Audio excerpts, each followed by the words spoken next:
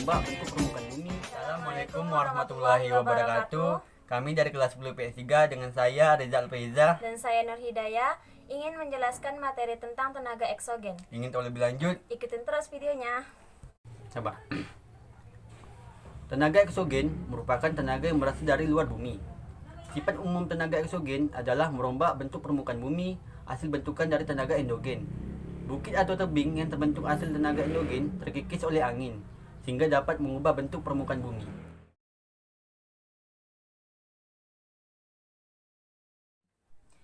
Pelapukan adalah proses penghancuran massa batuan menjadi massa tanah. Pada umumnya, proses pelapukan berlangsung dalam jangka waktu yang lama. Proses pelapukan dipengaruhi oleh beberapa faktor, misalnya cuaca, iklim, topografi, dan organisme yang hidup di atas batuan tersebut. Berdasarkan prosesnya, pelapukan dibagi menjadi 3, yaitu 1. Pelapukan fisik atau mekanis. Pada pelapukan fisik, proses penghancuran batuan menjadi pecahan yang lebih kecil terjadi tanpa mengalami perubahan susunan kimia. Biasanya, pelapukan ini terjadi karena perubahan musim, menyusutnya es di celah batuan, atau perbedaan suhu siang dan malam yang ekstrim. Yang kedua, pelapukan kimia adalah jenis pelapukan yang terjadi karena faktor kimia.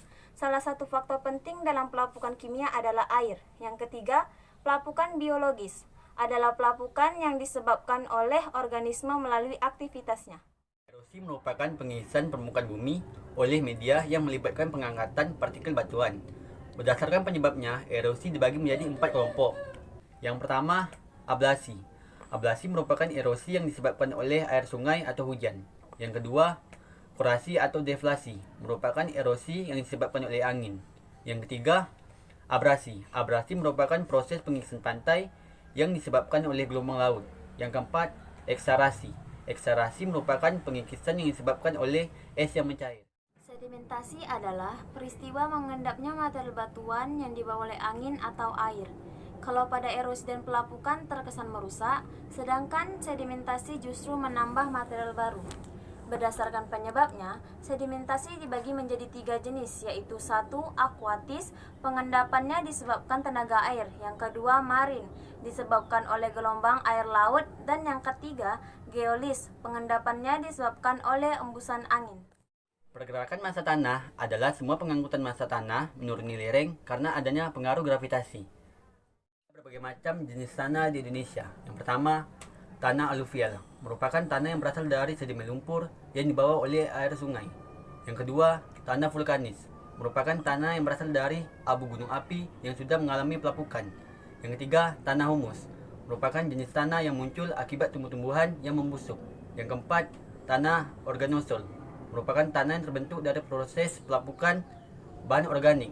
Yang kelima, tanah potsolik merah kuning, merupakan tanah yang proses pembentukannya dipengaruhi oleh curah hujan yang tinggi. Keenam, tanah kapur, merupakan jenis tanah yang berasal dari batuan kapur. Yang ketujuh, tanah pasir, merupakan tanah yang memiliki kadar air sangat sedikit dan unsur hara. 8. Tanah laterit, merupakan tanah yang sifatnya tidak subur. 9. Tanah litosol, merupakan jenis tanah yang terbentuk dari proses pelapukan batuan beku dan sedimen. Lembaga Pengelola Data Geologi di Indonesia. 1. Lembaga Penerbangan dan Antariksa Nasional adalah lembaga yang mempelajari bidang keantariksaan. Yang kedua, Badan Informasi Geospasial adalah lembaga yang mengukur jumlah potensi kekayaan sumber daya alam negara. Yang ketiga, Badan Perencanaan Pembangunan Nasional adalah lembaga yang mengatur pembangunan nasional berdasarkan potensi sumber daya alam negara.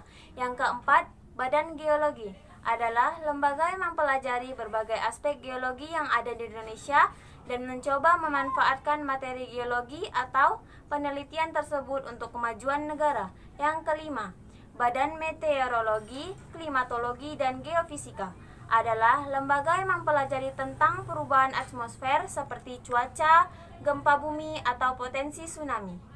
Yang sudah nonton video kami ucapkan terima kasih. Semoga video kami bermanfaat untuk kalian semua. Jangan lupa like, comment, and share ke teman-teman kalian.